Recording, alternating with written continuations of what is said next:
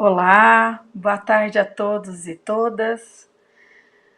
É com um imenso prazer que eu estou aqui com essa missão dada pelo meu querido amigo Marcos de Donê e toda a sua equipe para fazer a mediação dessa apresentação incrível vamos dizer assim, de dois nomes que vêm marcar a história no que tange a questão dos rios urbanos.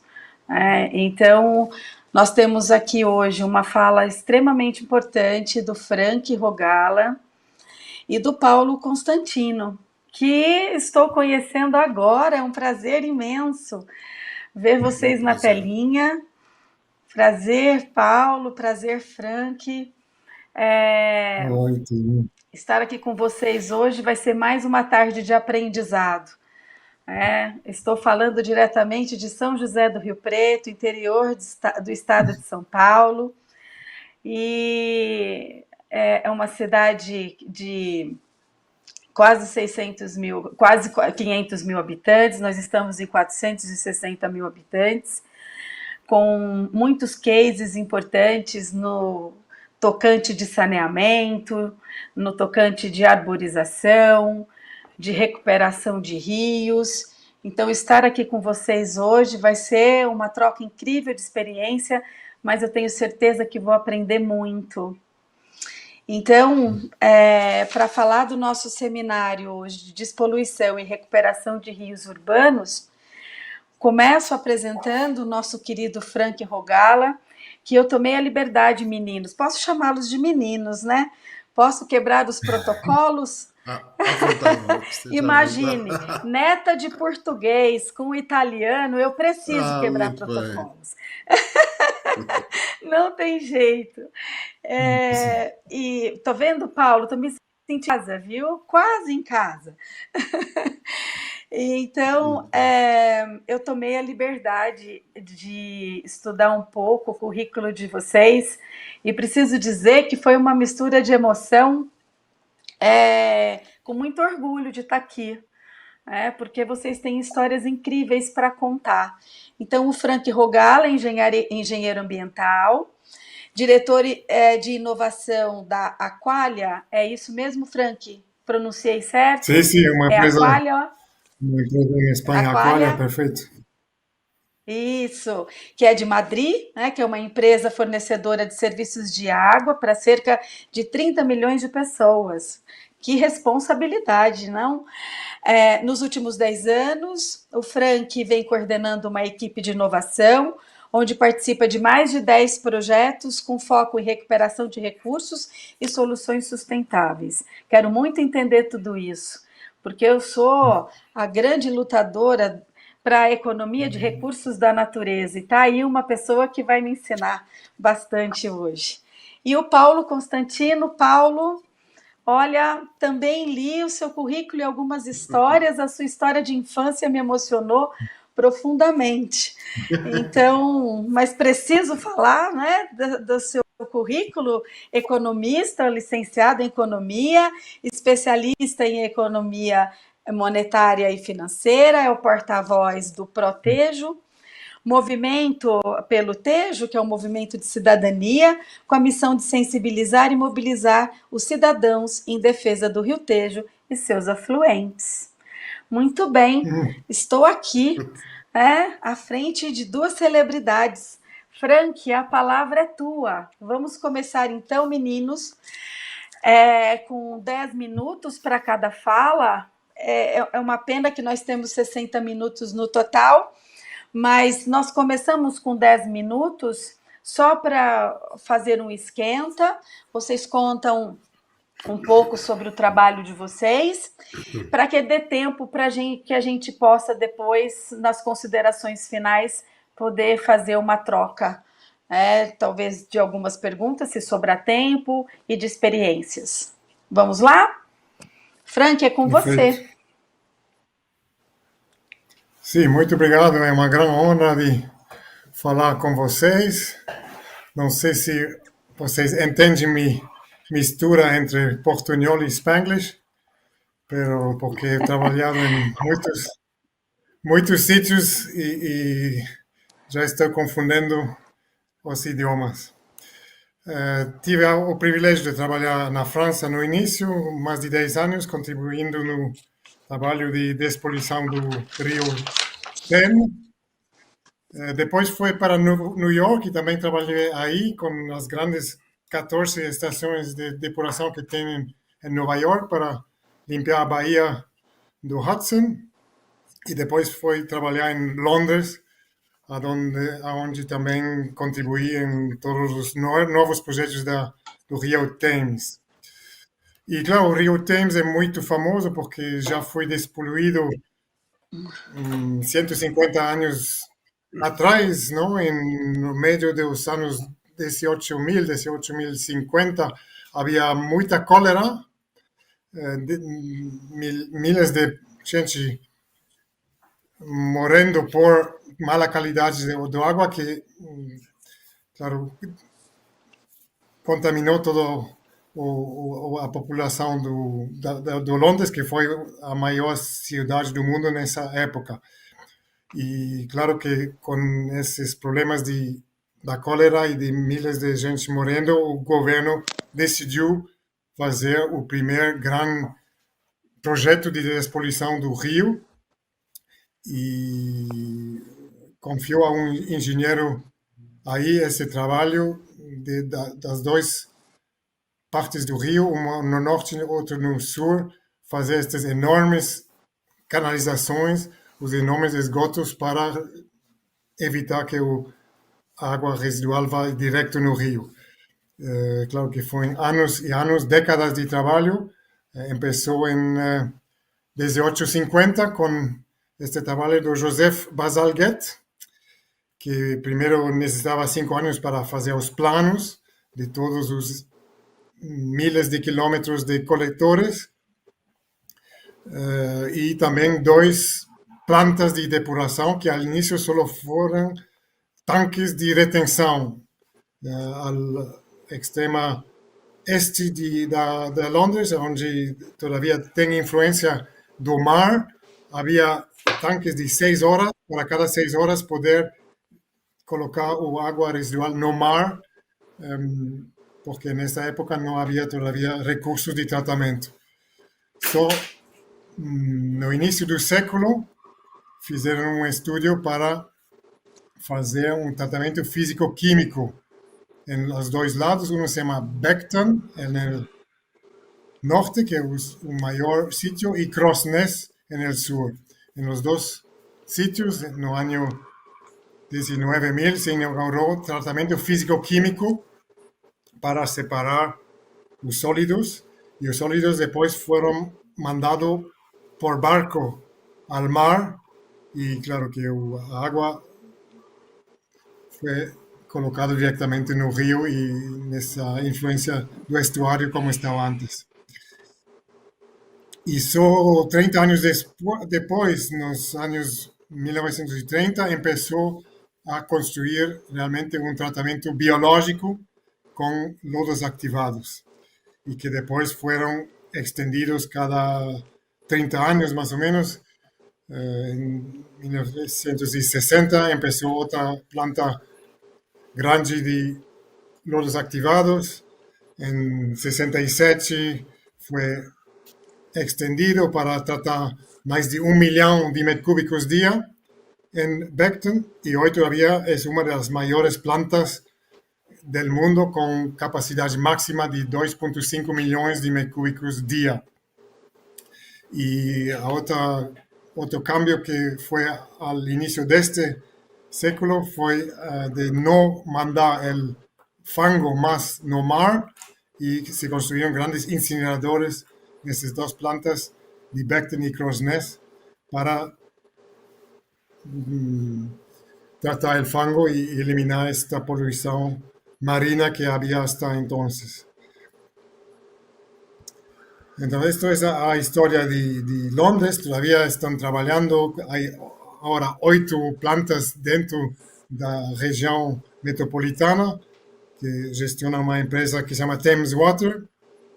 E o grande reto é sempre renovar esta obra que já tem mais de 150 anos. Alguns coletores, alguns esgotos, claro que estão em necessidade de renovação para tratar estes esgotos de mais de 8 milhões de habitantes.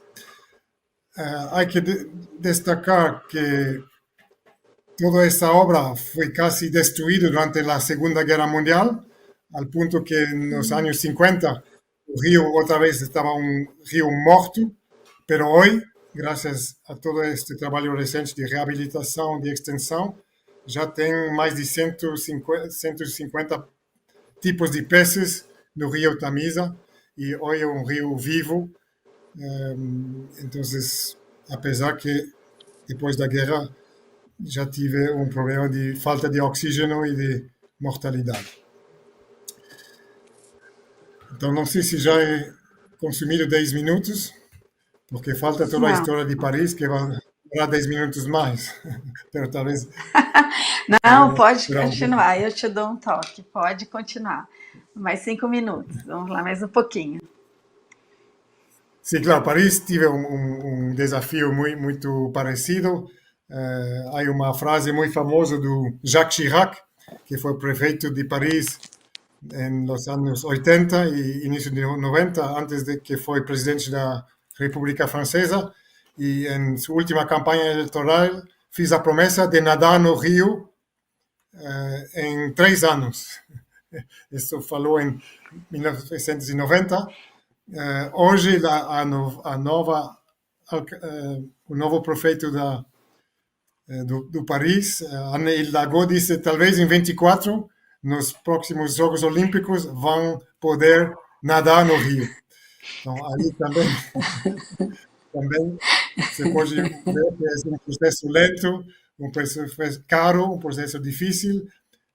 Há também em Paris uma enorme planta de depuração que os franceses dizem que é a maior do mundo, os ingleses vão ser que a de Londres também, e os de Moscou e de Nova York também, mas é uma planta que hoje trata mais de 1,5 milhões de metros cúbicos dia no tempo seco e quase 2 milhões e meio pode tratar no tempo com água de chuva. Então, mais ou menos 5 milhões de habitantes que estão tratados nesta planta de Paris a Cher.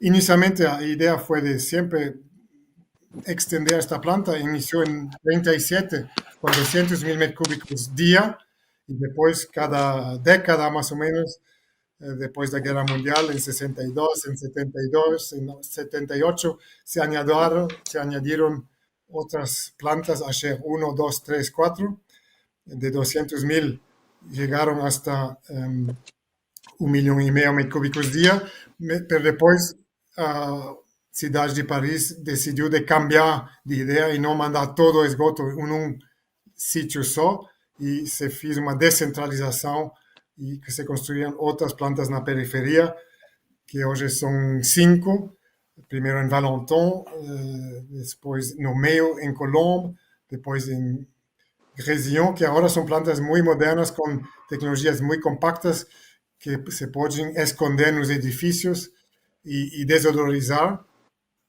com esta tecnologia de biofiltração que eu contribuí a desenvolver nos anos 90 e que hoje já tem 200 plantas no mundo que utilizam esta tecnologia muito compacta que permite de reduzir de um factor 10 a superfície necessária para plantas mesmo que podem alcançar calidades muito altas.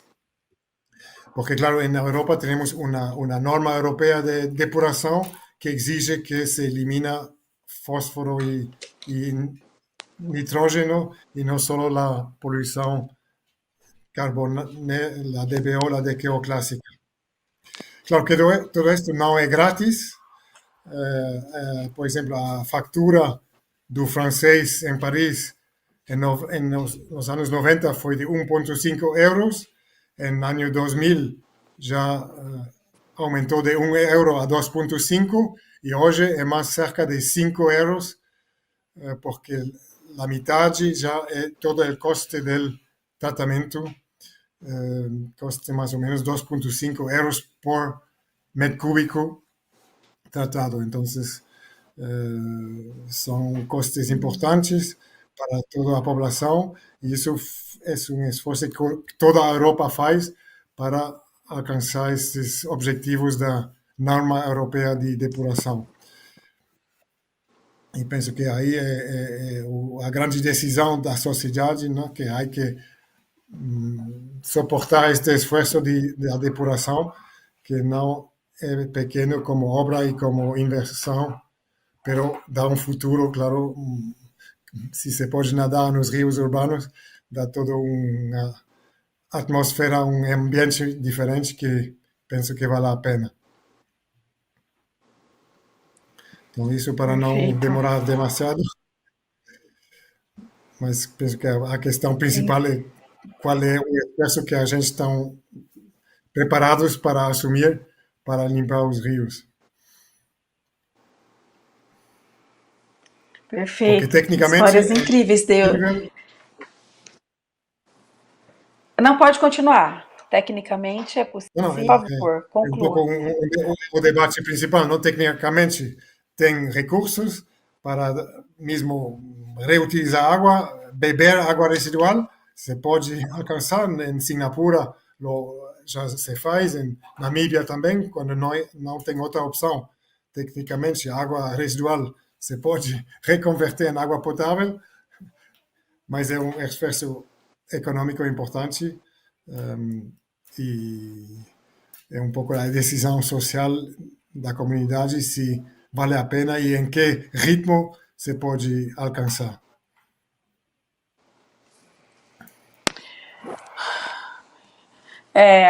Os dois cases que você traz realmente são cases para muita reflexão, Frank.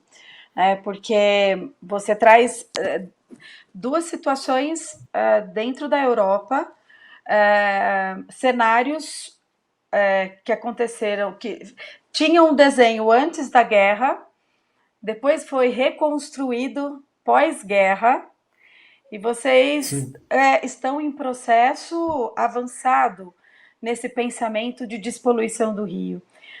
Você traz também um dado sobre valor de custo de tratamento de metro cúbico. E essa sim, conta ela chega para todos, a claro. ponto de pensarmos, inclusive, na condição de se transformar a água residual em água potável. Então, incrível esse desenho que você traz, porque aqui no Brasil nós temos uma imensidão de rios, nós Sim, temos os nossos aquíferos, que hoje abastecem uma boa parte da população. Então, nós temos essa sensação de abundância. Então, nós tratamos muito aqui no Brasil a condição de refletir sobre o que consideramos como abundância em recursos hídricos. Porque nós temos o recurso, mas em que condições se encontra esse recurso?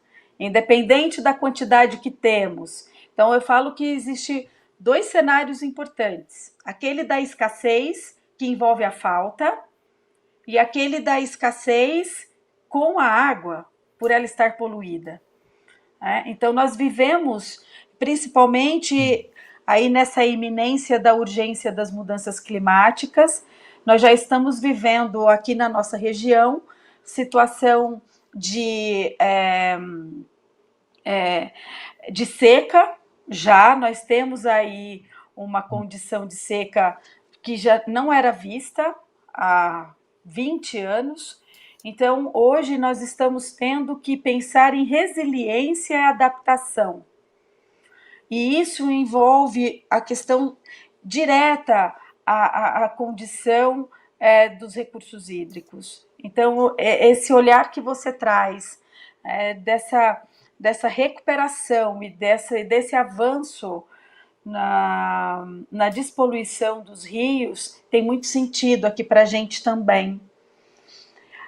Eu vou passar a fala para o Paulo e depois eu gostaria de retomar já com algumas perguntas para vocês, pode ser? Claro. Sim, ótimo. Paulo, a fala é com você. Pleno. Muito bem. Eu queria agradecer o convite e vou tentar explicar um pouco aquilo que tem sido o papel do Protege. Tenho muito gosto em estar aqui. E o Protege tem a ver com algo que eu também passei no vídeo da apresentação do seminário, que é o empoderamento dos cidadãos, que é efetivamente o empowerment, em inglês, adaptado para o português, né? Que é esta palavra um bocado estranha em português, mas que efetivamente pode ser assim apresentada. E o Protege quer sensibilizar e mobilizar as pessoas para a defesa do Rio Tejo e dos seus afluentes, porque é toda a sua bacia que está envolvida e é tudo isso que tem impacto depois ao longo do rio, no seu estado ecológico, que a Diretiva Quadro da Água exige que se alcance, mas que está a ser constantemente adiado, e portanto que chegue ao mar em boas condições, porque os rios também vão ter ao mar e também têm influência no estado ecológico do mar. Portanto, e aquilo que nós temos defendido como os pilares da vida de um rio é precisamente a quantidade de água, a qualidade da água, a ausência de barreiras à biodiversidade e também a ausência de barreiras à conectividade e, por fim, aquilo que se pretende alcançar é uma melhor biodiversidade e uma sustentabilidade da vida em geral, global, mas, no final, a nossa própria vida. Portanto, esta era a mensagem, é uma mensagem que nós pretendemos sempre passar. Aquilo que temos feito a nível da questão dos rios, nós temos problemas no Rio Tejo, a poluição, Portugal fica a jusante de Espanha e, portanto, os problemas começam desde a nascente e vão até à foz. E, portanto, a poluição já ocorre em Espanha, em que temos problemas porque os níveis de fósforo da água, das massas de água que entram em Portugal vindas de Espanha, já são 3 vezes superiores ao limite que seria considerado aceitável. E temos incidido bastante nisto, pedido que Espanha e também venha a incluir nos seus planos de gestão da bacia hidrográfica do Tejo medidas para resolver este problema, e isto é provocado quer pelos fertilizantes agrícolas, quer pela falta de tratamento das águas residuais urbanas. Pronto, aqui temos a tal necessidade de tratamento das águas urbanas. Portanto, esta água já vem nestas condições de Espanha, gera eutrofização e já tivemos tapetes de algas ao longo do rio, desde a entrada do rio em Espanha até 200 km. Portanto, o rio todo verde, todo coberto de algas. Isto tem-se repetido e este ano tivemos cianobactérias até, porque depois a quantidade e a qualidade estão intimamente ligadas. Efetivamente, as barragens espanholas têm a liberdade de gerir a água conforme desejam, apesar de existir uma convenção da Albufeira que deveria limitar esta gestão, mas efetivamente não define caudais ecológicos. E os caudais ecológicos são importantes para que a água seja suficiente a correr pelos rios. E estes caudais ecológicos são necessários porque existem barreiras, as barragens e açudes. Portanto, é importante que haja caudais ecológicos em todas as barreiras que existam no rio para que os ecossistemas possam ter um caudal, água suficiente para sobreviverem e também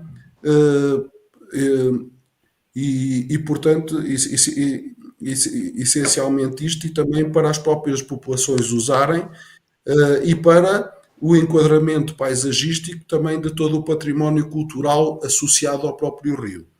Portanto, esta poluição vem de Espanha e em Portugal junta-se poluição também dos próprios afluentes, seja também de origem agrícola, lembrar que a agricultura consome 70% da água do recursos hídricos, que são usados 70% é pela agricultura, que também com os seus fertilizantes e pesticidas e as escorrências que existem depois para o meio hídrico, acabam por contaminar a água.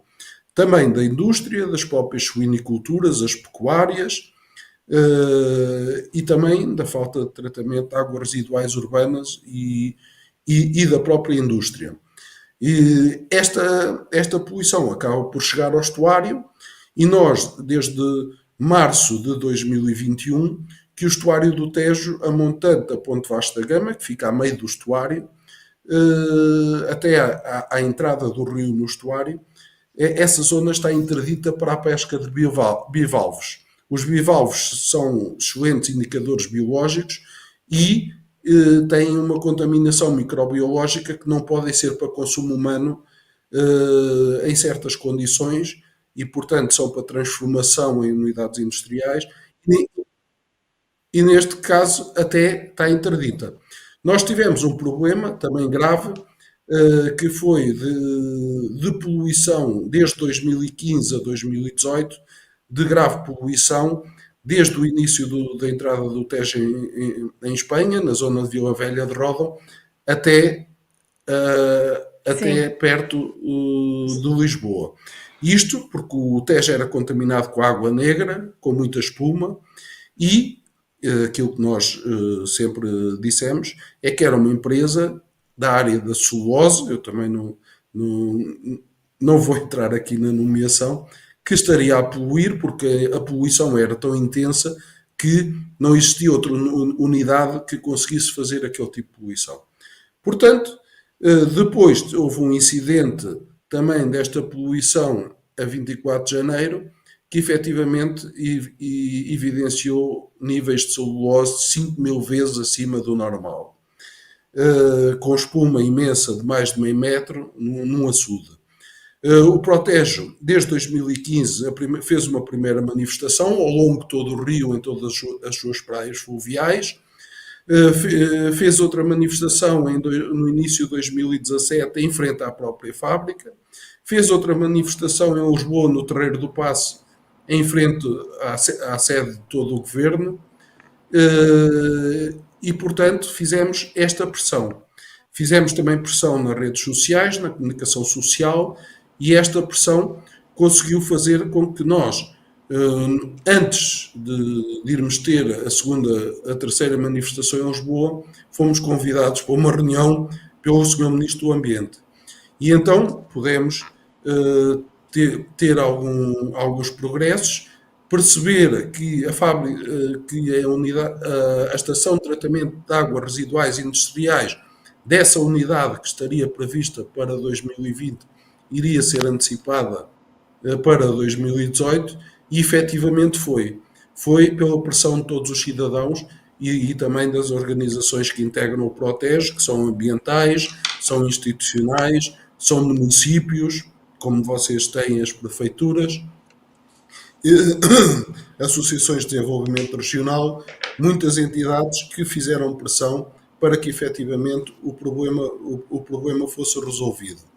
E, portanto, mas continuamos a ter outros, e a partir de 2018, efetivamente, esses problemas de poluição com origem no Alto Tejo já não se verificaram, têm existido episódios pontuais, mas enquanto nós nessa altura podíamos dizer que isto é tanta poluição que a origem é esta, neste momento são situações pontuais que nós temos que dizer à Agência Portuguesa do Ambiente que investigue e que determine a origem, porque já não temos a certeza da origem, têm que ser as autoridades competentes a fazê-lo. Efetivamente, essa entidade, neste momento, nós já visitámos a ETAR, já tivemos reuniões com eles, por videoconferência, por ser nesta época da pandemia, e efetivamente já estão a fazer reutilização da água no seu próprio processo produtivo. Portanto, já estão a reutilizar 20% da água, como estava ainda há pouco o Franco a dizer. Efetivamente, poupam em custos de taxas de recursos hídricos, porque tem que se pagar pelos recursos hídricos que se captam do rio e tem que se pagar por aqueles que se devolvem ao rio, que não serão em plenas condições de pureza. Portanto, se efetivamente reduzirem aquilo que captam e aquilo que lançam, têm menos custos até orçamentais. Portanto, é uma vantagem económica. Aquilo que deveria ter ocorrido era efetivamente ter existido uma responsabilidade ambiental antes desta situação e o investimento ter sido feito em 2015. Mas, passando isto, também queria referir que nós temos estes problemas e esta situação. Também fizemos uma queixa à Comissão Europeia, fizemos uma queixa-crime na Procuradoria-Geral da República, tivemos reunião com os deputados do Parlamento, no Parlamento apresentámos uma petição também para resolver este problema. Foi toda esta pressão, toda esta intervenção dos cidadãos que tomaram também nas suas mãos este processo que permitiu resolver o problema. Neste momento estamos com outros, também que ainda é preciso desenvolver muitas soluções, como nomeadamente o tratamento das águas residuais urbanas, também a adoção de boas práticas agrícolas e da agroecologia, que poderia ajudar no tratamento, a reabilitação do património natural, educação ambiental sobre água e rios, que seria importantíssimo, porque esta educação ambiental pode incentivar também esta intervenção cívica, a valorização dos recursos hídricos no planeamento das próprias autarquias, no planeamento das prefeituras, com planos estratégicos de sustentabilidade dos recursos hídricos, e incentivo à participação pública nos planos de gestão das bacias hidrográficas. Nós temos isso na Europa, a Diretiva Quadra da Água obriga a isso, e não sei se vocês terão no Brasil, mas seria importante haver mais participação pública dos cidadãos. Também haver incentivos ao turismo cultural e de natureza dos recursos hídricos que estão ligados ao próprio rio. Eu não sei se me estou a estender demais, mas podemos começar mais uma fase de debate, ou então e poderei ir falando de outras questões mais adiante, conforme desejarem. Ótimo, não, ótimo, Paulo. Foi incrível a sua explanação e você traz uma vertente bem forte do movimento social, né, diante da história do Rio, do quanto culturalmente ele representa, né, para as pessoas, né, desse local, dessa região, e o conhecimento dos problemas do Rio, para as pessoas, para o governo, para a iniciativa privada. Então, dentro da sua fala, você traz todos os atores que estão envolvidos, não só na responsabilidade na condição que se encontra o rio, mas também na responsabilidade para fazer com que esse problema seja sanado e esse rio ele tenha o respeito que merece. Então, fantástico. Nós vamos ter um tempinho para falar um pouco mais sobre essa questão. Eu tenho algumas perguntas, se der tempo, tomara que dê, tanto para o Frank, ele trouxe umas provocações importantes, para olhar um pouco para o nosso cenário aqui brasileiro, e lembrando, assim, tanto a fala do Frank quanto a sua, ela nos remete ao grande objetivo que tem esse evento, né, o Green Nation. Ele tem ele nos dá essa oportunidade de enxergar soluções, dentro de um momento que estamos vivendo, um momento planetário que estamos vivendo de urgência, envolvendo a questão da sustentabilidade. Então, olhar para vocês e fazer esse aporte ao Brasil, nada melhor agora do que o Nivaldo Rodrigues, que está aqui com a gente, né, representando a Sabesp. Seja bem-vindo, Nivaldo.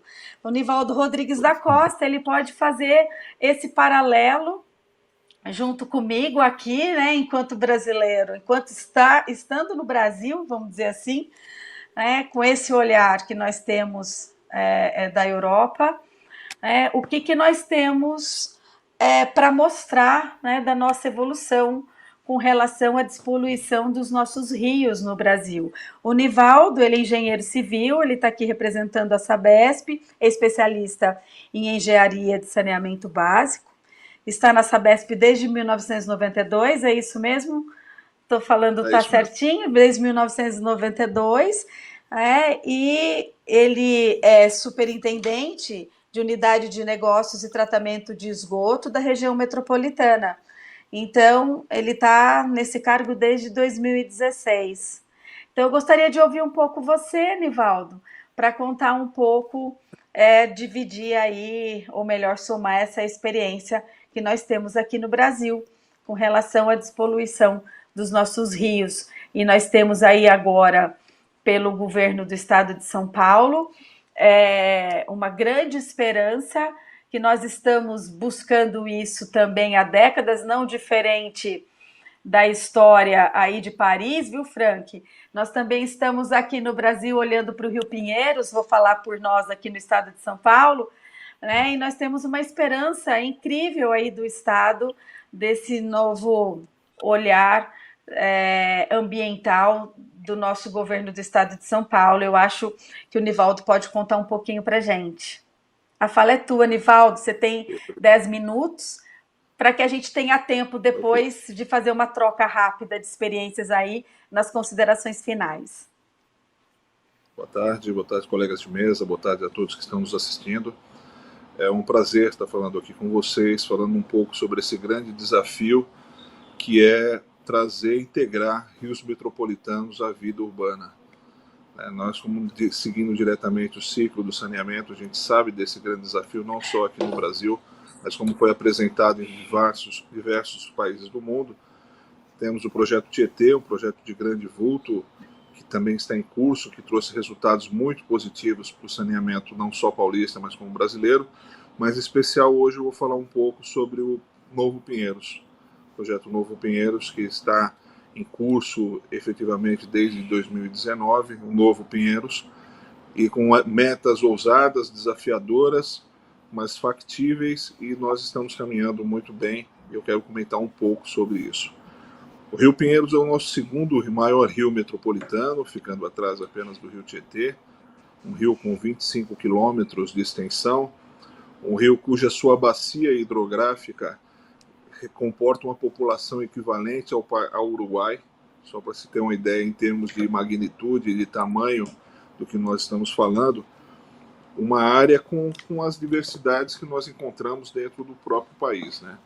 Uma população com uma boa condição social, mas ao mesmo tempo também áreas com uma população de vulnerabilidade social. E o saneamento está aí para todos.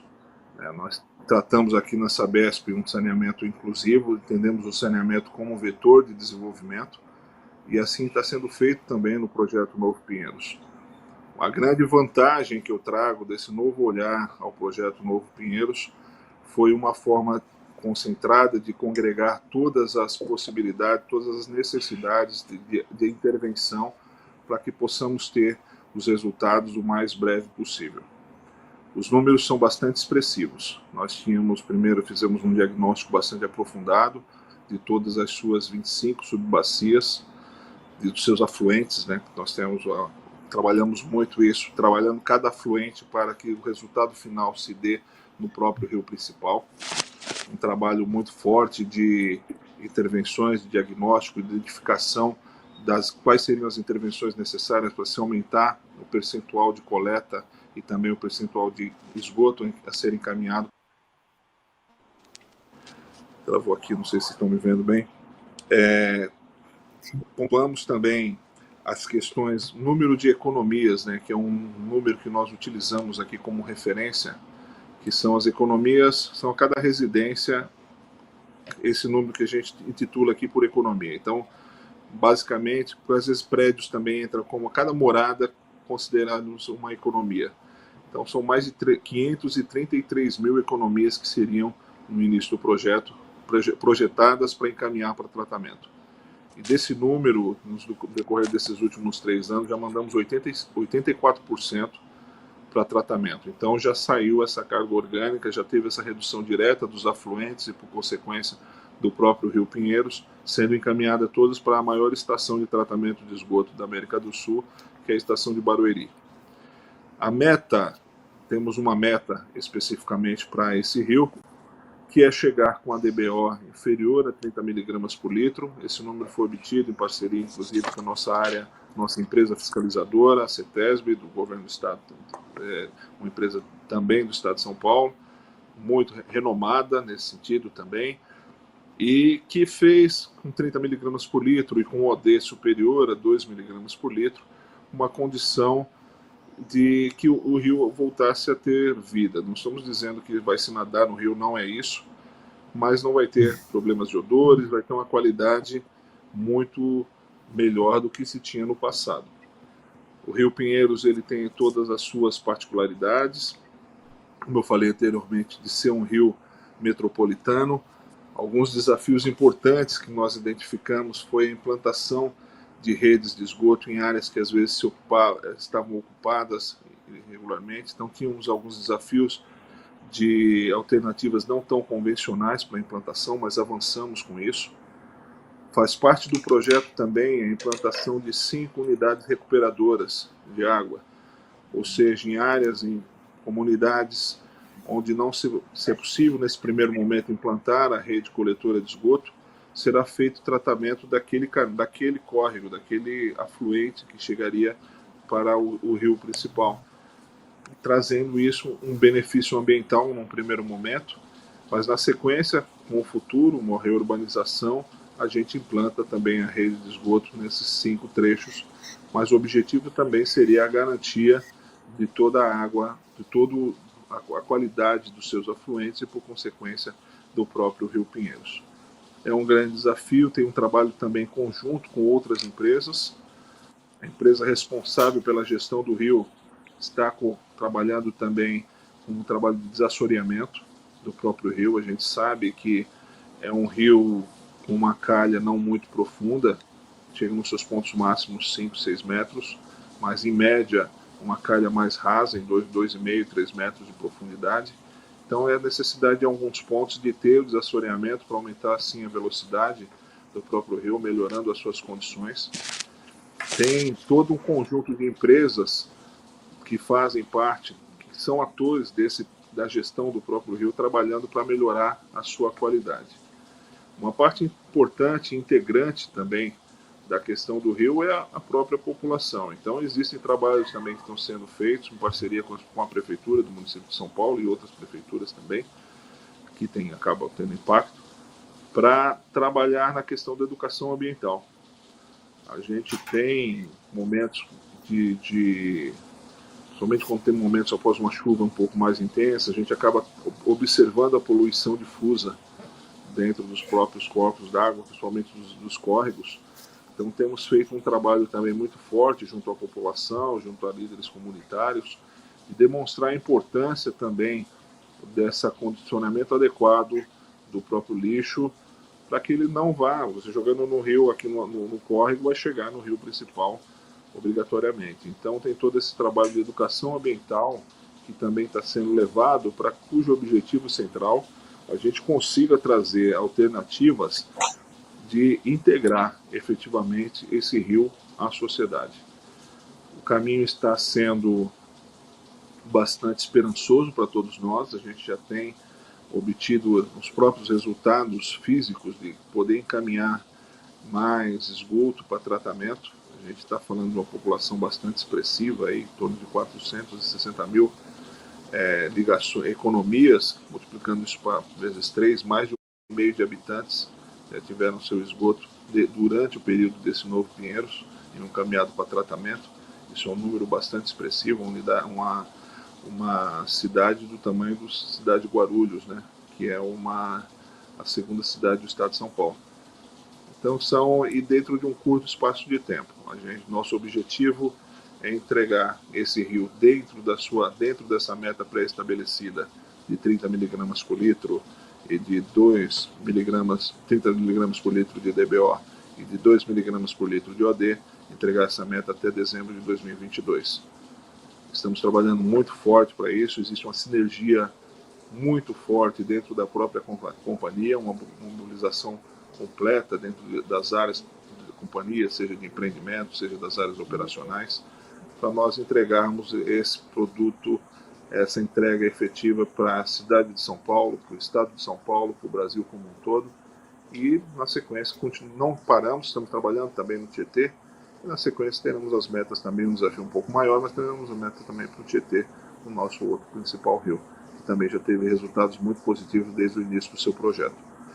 E, basicamente, são essas informações desse grande desafio, que ao mesmo tempo nos traz grande orgulho por fazer parte dessa história, de conseguir trabalhar dentro de possibilitar uma reinclusão de um rio metropolitano, como aconteceu com Sena, com Danúbio, com outros rios metropolitanos aí pelo mundo. Nós teremos o Pinheiros também nessas mesmas condições.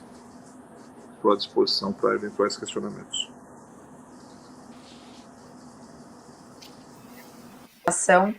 É muito emocionante, sabe? Ouvir a sua fala, porque, como dizia meu pai, mais passado do que futuro, né? Então, com 24 anos como professora, levando os meus alunos para conhecer São Paulo, eu já via a propaganda da despoluição do Rio Pinheiros.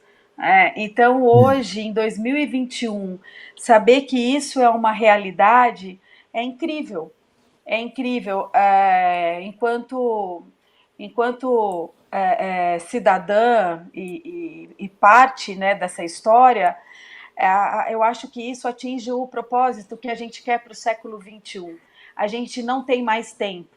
A gente precisa encontrar soluções. E todo mundo junto, gestão pública, iniciativa privada, sociedade civil. Eu acho que cada um dentro da sua luta, da sua busca, mas na busca do bem comum, sabe? Eu acho que é esse grande objetivo, sabe? De olhar para o bem comum, independente do tipo de gestão, eu acho que isso faz total diferença.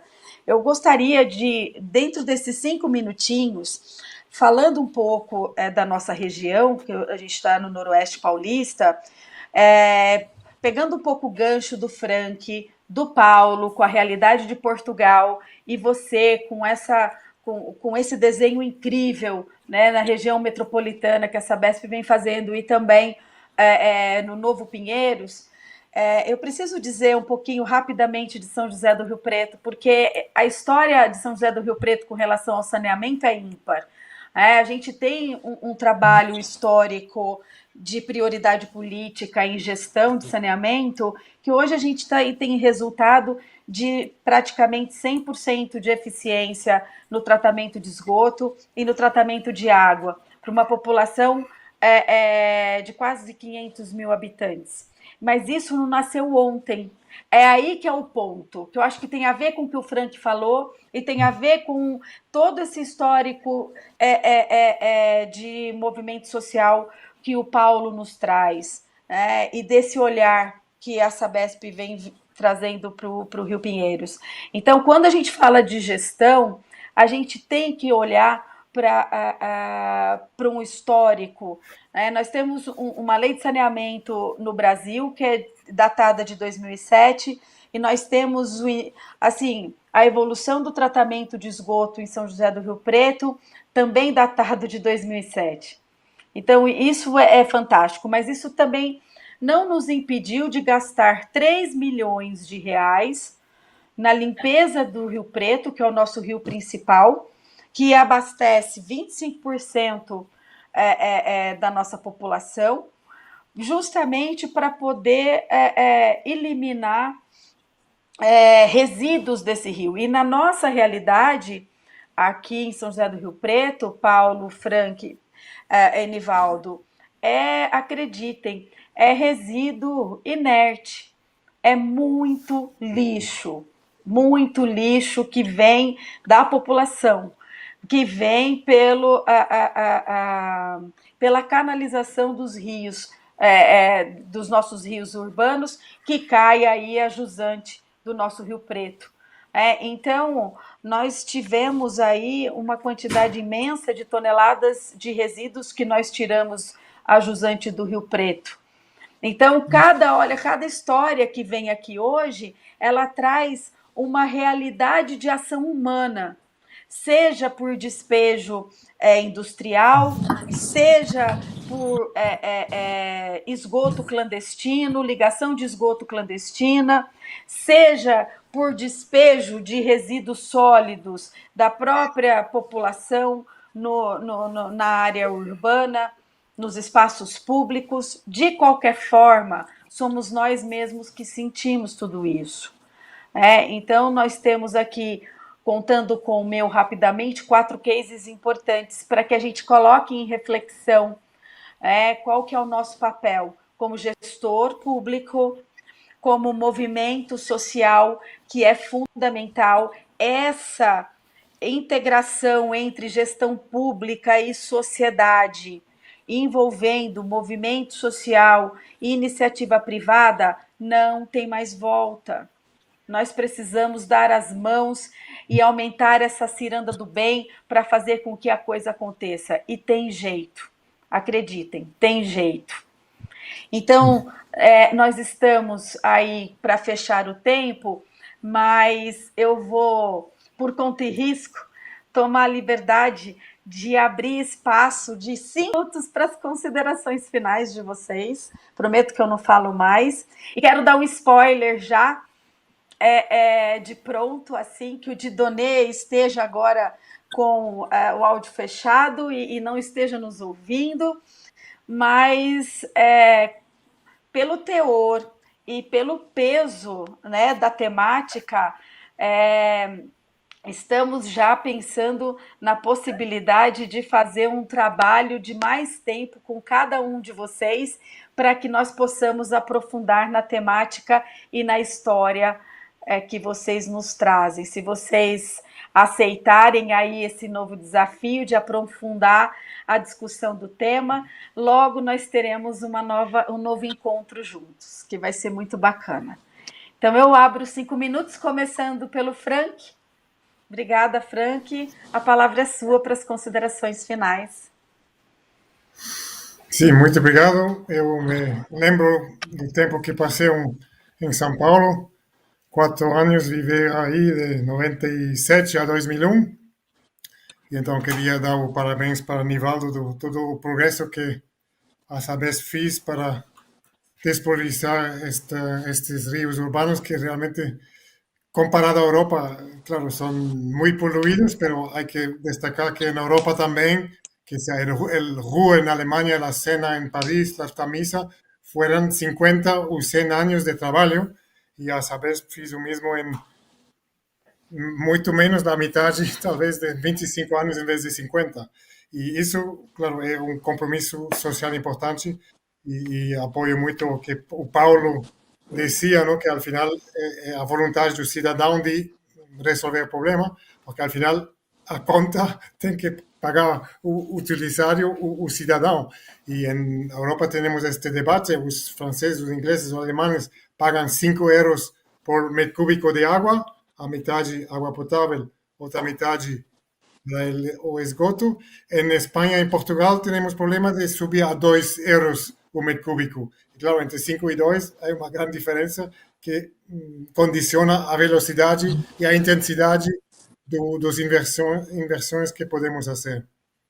Então, penso que aí temos juntos, e Kátia, você também falou, juntos mobilizar a comunidade para que pueden contribuir, están listos para apoyar este esfuerzo do governo e das instituições para limpar, porque tecnicamente não é o problema são recursos e o apoio civil do trabalho. Perfeito. É isso mesmo, Frank. É isso mesmo. Nós temos que estar juntos, porque a conta ela chega no bolso de todos nós. Não tem outra forma. A fórmula é essa. Muito bem, muito obrigada. Agora, Paulo, as suas considerações finais, por favor. Muito bem, eu gostei de ouvir o Nivaldo, porque efetivamente eu estive em 2016 em São Paulo por causa da poluição do rio Tietê, também numa palestra, e efetivamente já na altura a Sabesp tinha esses projetos e efetivamente percebe-se que têm esse empenho em resolver o problema, que na Europa foi resolvido por obrigatoriedade que a União Europeia pôs aos países e também pelo financiamento comunitário à construção de estações de tratamento de águas residuais. Isso é que permitiu que efetivamente nós já tenhamos o nível de tratamento de águas que temos e é um investimento que é necessário fazer. Agora temos outro problema, que é os países terem meios financeiros, e era aquilo que o Franco estava a dizer, temos que se calhar pagar mais pelo tratamento da água, porque efetivamente as nossas hectares muitas vezes não têm a eficiência que devem ter porque falta-lhes a manutenção, pagar os custos de manutenção. Não basta só fazer estações de tratamento, temos que perceber que no futuro há investimentos na sua manutenção para manterem a eficiência. E, portanto, esta era uma parte que eu queria abordar. Outra parte é a questão da biodiversidade.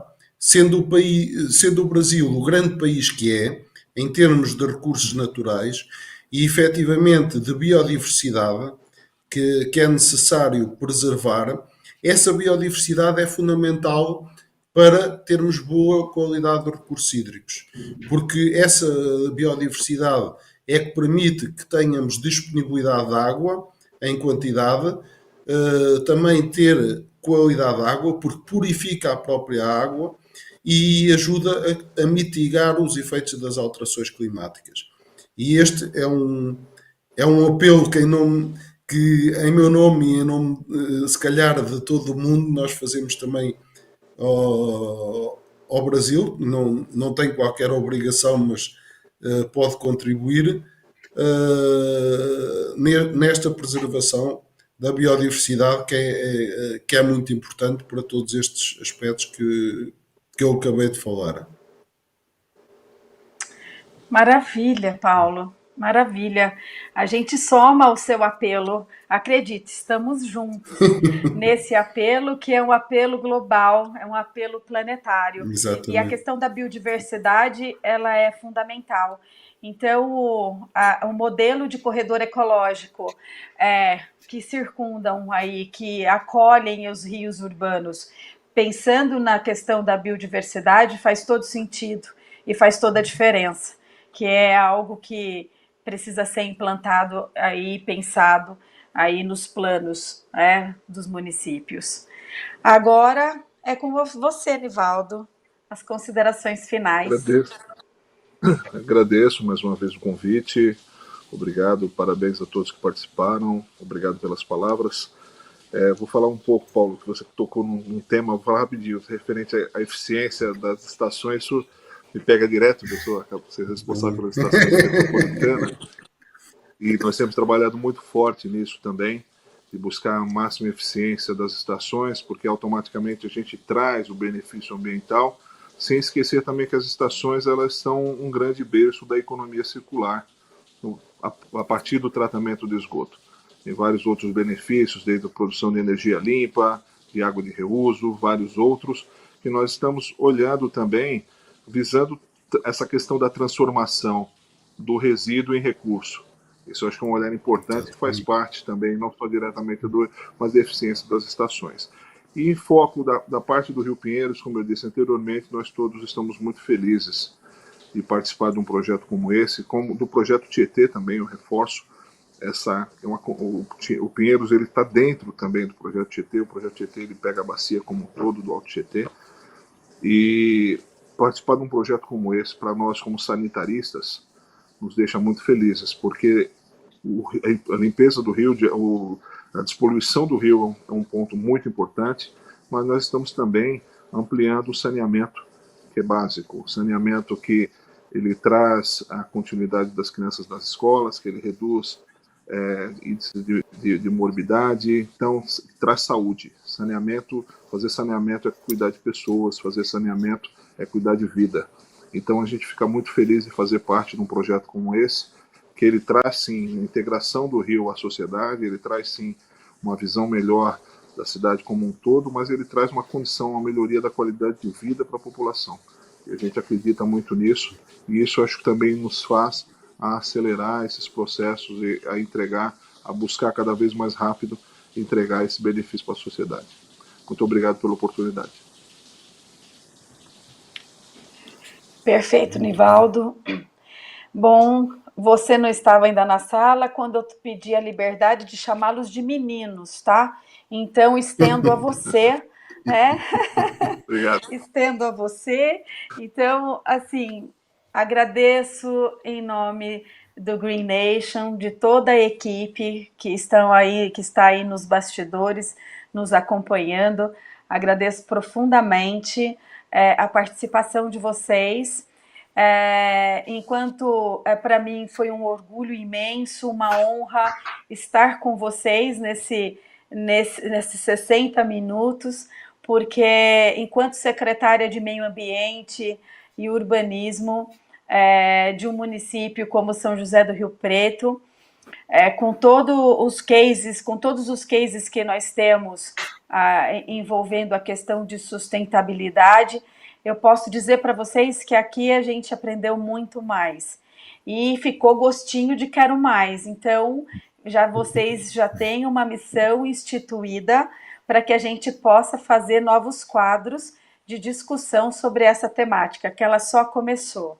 Agradecer a todas e todos que nos acompanharam aqui nesse seminário e dizer que todas as perguntas elas serão respondidas pela equipe por meio da plataforma, tá bom?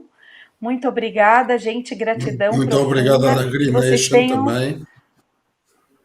Muito obrigado. Valeu, uma muito ótima obrigado noite por para tudo. todo mundo. E foi uma excelente moderação também, está de parabéns, está bem?